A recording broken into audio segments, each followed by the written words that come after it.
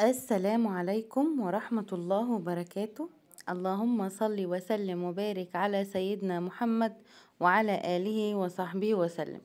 ازيكم يا حلوين؟ عاملين ايه؟ يا رب تكونوا بألف خير. احنا خلاص في مننا كتير مامز بدأنا الدراسة، وفي ناس لسه هتبدأ ان شاء الله. انا عملت لكم وصفة حلوة جدا جدا وسريعة ومفيدة ومغذية، وفي نفس الوقت بعيدا بقى عن الزيوت المهدرجة والشوكولاتة اللي انتي ممكن تجيبيها لابنك او بنتك وتحط لهم في الساندوتشات بتاعة المدرسة مثلا، وانتي مش عارفة ايه مكوناتها اصلا، وبتبقى كلها عبارة عن مواد مسرطنة حرفيا. ربنا يعافينا جميعا ويعافي اولادنا اللهم امين. شايفين اللمعة الخطيرة؟ هنا بس بوريكم نبذة كده من كسناك صغير كده ممكن تحطيه لابنك او بنتك في اللانش بوكس. نبدأ بقى بالطريقة ونقول بسم الله الرحمن الرحيم. أول حاجة معانا حلة، هنحط نص كوباية من اللبن. هنجيب قالب كده من شوكولاتة خام.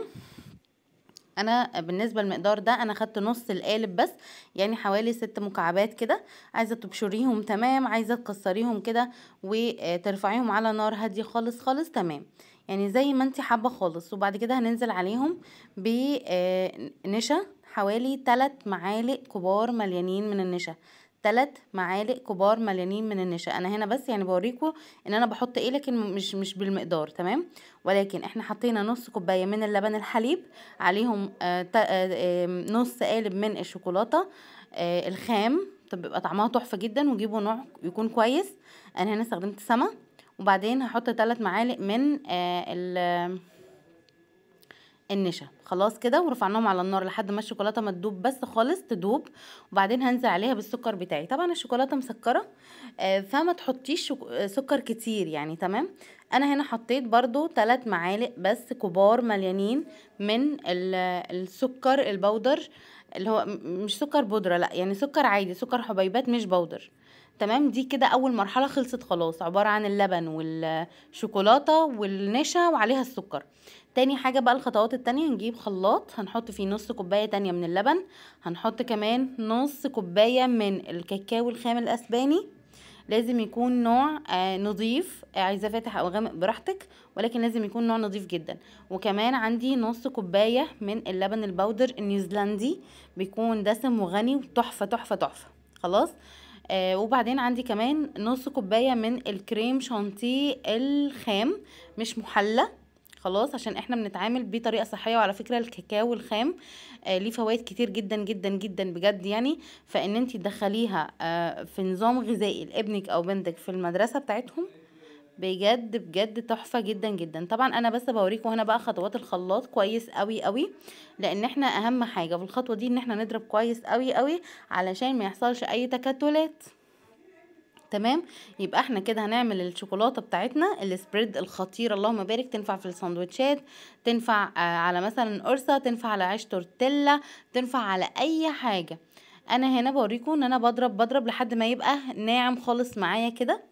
وهبدأ بقى ان انا انزل في اللحظه دي بالخليط اللي احنا كنا عاملينه في الاول. خلاص كده، يبقى احنا عملنا الخليط بتاعنا على طريقتين او على قسمين. اول قسم اللي هو العادي خالص اللي عملناه على النار بالشوكولاته، وتاني قسم اللي احنا حطينا كل حاجه فيه.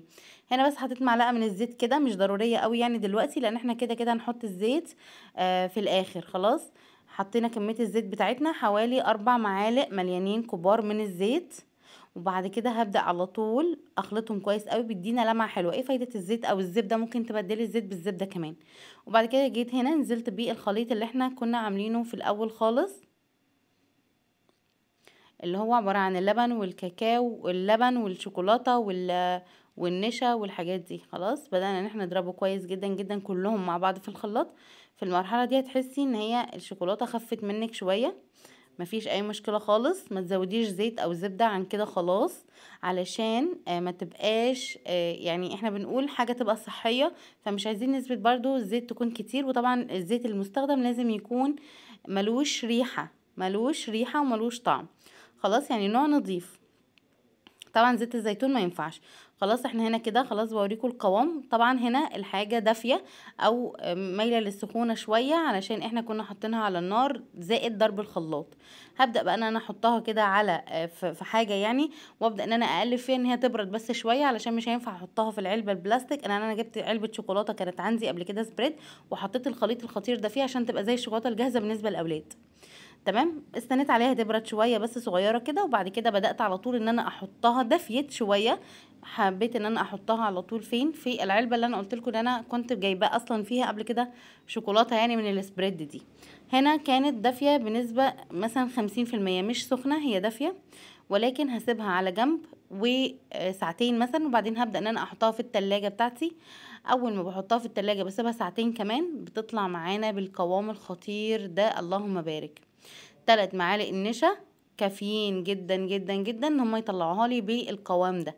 طبعا تقدري تستخدميها في تزيين مثلا تورته او حاجه، تقدري تستخدميها في سندوتشات، تقدري تستخدميها على كب كيك لو هتعملي كب كيك مثلا، وهتحطي على وشه من الشوكليت دي، طعمها حلو جدا جدا جدا. لذلك كل الانواع اللي انت تجيبيها علشان تعملي بيها الشوكولاته الخطيره دي، سواء شوكولاتة او لبن بودر او كاكاو خام، اتمنى يكون جودته كويسة خالص علشان يديكي تيست في الاخر جبار.